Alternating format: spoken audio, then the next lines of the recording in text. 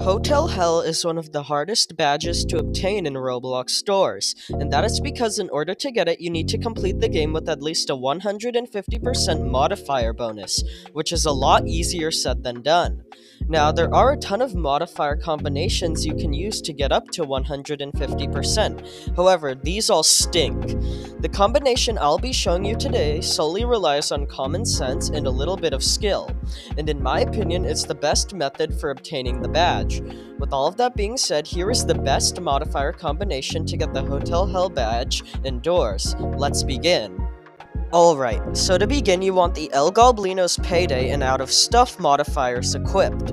These will make it so you cannot obtain gold and items, including bandages, throughout your playthrough. This shouldn't be too much of an issue for you though, as if you're attempting this challenge, you should already be able to complete the game without any items, and being damaged shouldn't be too much of an issue. You can still use the pre-run shop though, so if you have the knobs, I suggest you use that for an easier run. Next up, you want to select Gone, Fishing, and Soundproofing. These will eliminate most guiding light and sound hints from the game, which although may be a little challenging in dark rooms, shouldn't be too much of an issue. Although I do recommend that right before the Seek Chase, you turn down your graphics, as that way you can more easily see the correct doors to go through without the help of guiding light. Moving on, you want to equip Locked and Loaded as well as Last Few Breaths. Locked and Loaded will increase locked room spawns, which will just make your playthrough a little longer but not as unbearable as if you equipped Key. Last Few Breaths will cause you to spawn with only 50 max health. Now this one can be easily not an issue if you avoid entities such as Eye, Screech, and Snare, which shouldn't be too hard if you've been playing the game for a little bit. Now for the entity modifiers, you want to equip Bad Time and Rush Hour. Bad Time will increase overall entity spawns, and Rush Hour will increase rush spawns. Now, although this seems awful at first, let me explain. During a playthrough with every modifier on this list, Rush is actually very infrequent with its spawns, even more infrequent than in a completely normal playthrough, and I'll explain why this is a little later on. As for Bad Time, I suggest that whenever you open a room that just has a ton of closets, you just linger around one, as most likely an entity will spawn in that room. Next, you want to equip Battle of Wits and Think Fast. Battle of Wits will make it so Dupe will constantly spawn, and he is even more difficult than normal. To counter this, just make sure you count the number on each door. I recommend you record your playthrough so whenever you forget the door number, you can check in the recording. As for Think Fast, this just makes it so Screech attacks a little faster, and I barely noticed any difference in game, so this shouldn't be too much of a concern. Moving on, you want to select Nosy, and it can run too. Nosy will increase the spawns of eyes, and this can kill your run easily because it is paired up with the Last Few Breaths modifier.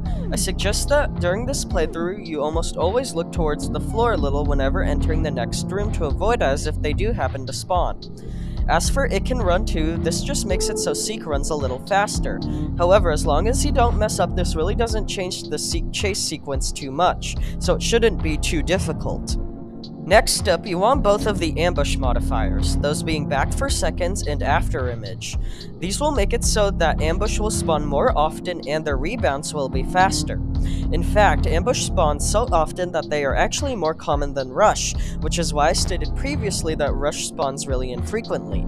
There's actually a really good strategy I use to combat ambush, and that is that as soon as you hear them get into the closet, after he rebounds, immediately get in and out of the closet and repeat until he is done attacking. Hide will never get you by doing this, and it is a safe and reliable way to escape this entity. Lastly, you want to equip Roundabout, which makes it so Halt is guaranteed to spawn and he is a lot harder. When you do encounter Halt in your run, turn around whenever your screen goes static and a distinct audio cue plays, as the arrow won't appear any longer. Additionally, don't just walk backwards to avoid him, you have to fully turn around and walk. You'll stay in his corridor a lot longer this way, although at least afterwards you'll come out alive. Now, as you may have noticed, we still don't have a 150% modifier bonus, and that is because we have come to a fork in the road. For the last modifier, you can choose either Stop Right There or Are Those Pancakes. Choosing stop right there will cause A90 to appear during your run, and this can be deadly if you aren't skilled with combating them. If you do know how to deal with A90, choose this modifier as it is a lot easier. As for Are Those Pancakes, this will make it so Snare can appear in normal rooms, and although this isn't too bad at first, it is almost always fatal in Halt's hallway.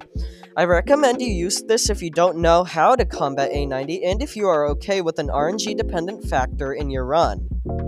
Anyways, getting Hotel Hell will always be a tremendously difficult task, but with these modifiers it should be a little easier.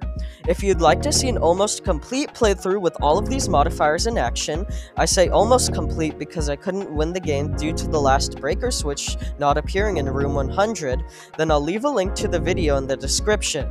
With all of that being said, thank you all for watching and I hope you enjoyed.